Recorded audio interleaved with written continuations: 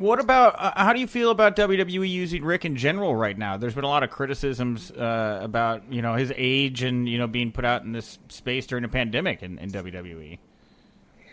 Well, I mean, I don't know what my response to that criticism should be. I don't book him, and I don't accept the booking. So, Yeah.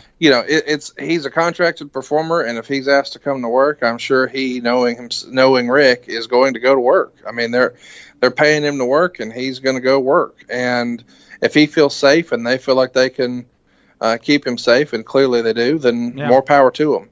Again, I don't think that. It's easy for us to say no one should run and blah, blah, blah. But at the same time, if they've made the decision they're going to, that's not a decision that, Conrad or Nick can make. They've got to make those calls and do their best they can to keep everybody safe. But, I mean, knowing Rick, I know Rick wants to be there. You got to appreciate this is a guy who's been on the run every day of his life since 1975. He's had a booking somewhere in some town. And now he's been home since at least March.